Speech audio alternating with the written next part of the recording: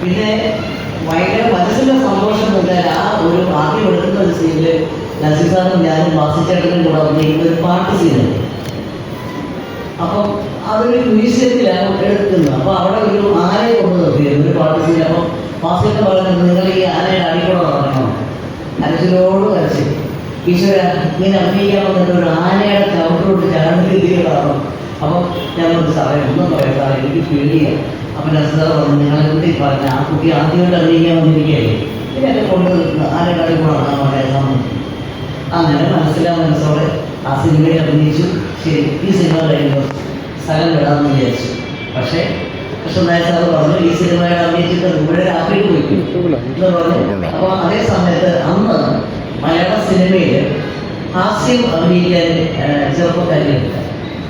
അപ്പം അത് എന്നെ സംബന്ധിച്ച് എനിക്കൊരു ഭാഗ്യമായിട്ട് തോന്നി. അങ്ങനെ വീണ്ടും അതിൽ അഭിനയിച്ചുകൊണ്ടിരിക്കുന്ന കാലത്ത് ഒരുപാട് സിനിമകൾ അഭിനയിക്കാനുള്ള ഒരു അവസരം എനിക്ക് കിട്ടി. അങ്ങനെയാണ് ഞാൻ ഒരുപാട് സിനിമകൾ കൂടുതലും ഹാസ്യത്തിൻ്റെ നസീസാറുള്ള സിനിമകളാണ് കൂടുതൽ അഭിനയിച്ചത്.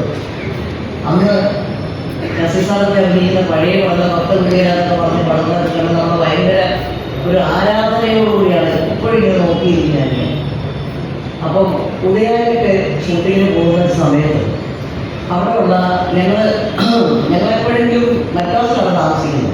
അപ്പോൾ എപ്പോഴെങ്കിലും ഈ കേരളത്തിൽ വരുന്നുണ്ട് ഷൂട്ടിങ്ങിന്. അപ്പോൾ ഉദയ സ്റ്റുഡിയോ വരും.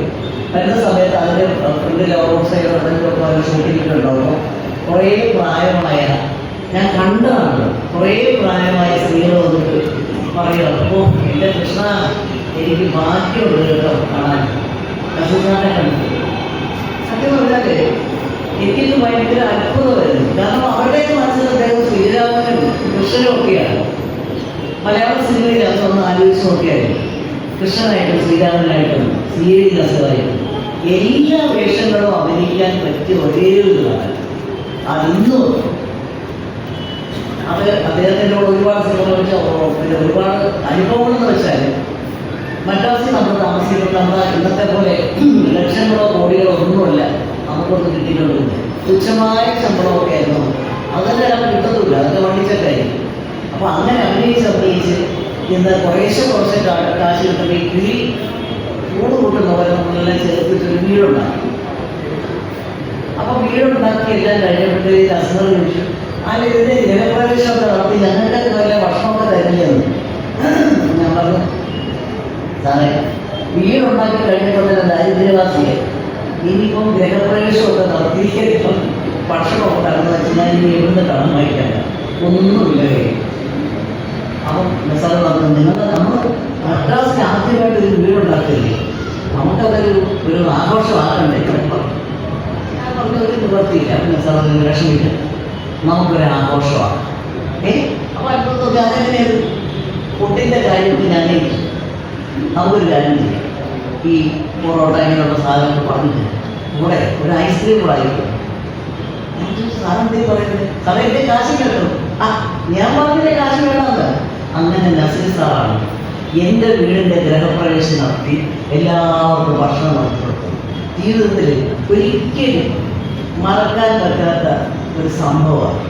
പിന്നെ പല സ്ഥലത്തും അന്ന് ഞാൻ ദശാമത്തെ സമയത്ത് പാട്ട് പഠിച്ചുകൊണ്ടിരിക്കുന്ന കാലമാണ്. അപ്പം എൻ്റെ അരങ്ങേറ്റമൊക്കെ കഴിഞ്ഞപ്പോൾ ഒരുപാട് കച്ചേരികളുണ്ട്. ആ സമയത്തൊക്കെ എനിക്ക് പ്രാക്ടീസ് ചെയ്യാനുള്ള സമയമില്ല. ഒന്നുകിൽ ബാംഗ്ലൂരോ മൈസൂരോ ഒക്കെ ആയിരിക്കും ഷൂട്ടിങ്. അപ്പം അവിടെ 6 മണി കഴിഞ്ഞാൽ പിന്നെ ഷൂട്ടിങ് ഇല്ല. അപ്പം നമ്മൾ റൂമിൽ വന്നിട്ട് പ്രാക്ടീസ് ചെയ്തിട്ട് ഒരു പ്രാവശ്യം ഒരു പാസ്യത്തിൽ നസീസാറ് വന്നിട്ട് ചോദിച്ചു അപ്പം എന്താണ് പ്രാക്ടീസ് ചെയ്യാം. അപ്പം ഞങ്ങൾ കൂടാന്ന് പറഞ്ഞിട്ട് അദ്ദേഹം ഒരു മേശ എടുത്തു. അതിൽ ഈ മൃദംഗം വായിക്കുന്നവരെ അങ്ങനെ മൃദംഗം വായിക്കുക. അവർ രണ്ടുപേരും കൂടെ ഞാൻ പാട്ട് പ്രാക്ടീസ് ചെയ്യുക. എനിക്കതൊക്കെ ഒരു അത്ഭുതം തോന്നുന്നത് പാട്ട് പാടുന്ന കാര്യത്തിൽ എനിക്കെന്നും തോന്നിയിരുന്ന ഒരു അത്ഭുതമായിരുന്നു. ഈ മനുഷ്യൻ ഇത്ര നന്നായിട്ട് എങ്ങനെ പാടാൻ സാധിക്കും. അപ്പോൾ ഞാൻ ഒരു സംശയം തോന്നി പാട്ട് പാടാൻ കഴിവുണ്ടായിരുന്നു. അങ്ങനെ ഞാൻ പാസ്യനോട് ഒരുപാട് നിർബന്ധിച്ച് അന്ന് അദ്ദേഹത്തെ കൊണ്ട് ഒരു പാട്ട് പഠിച്ചു. അത് റെസ്റ്റ് ഹൗസിലുള്ള ഒരു പാട്ട്. അദ്ദേഹത്തെ ഏറ്റവും ഇഷ്ടമുള്ളൊരു പാട്ട്. പാടാത്ത ഈടയും പാടും പ്രേമത്തിൽ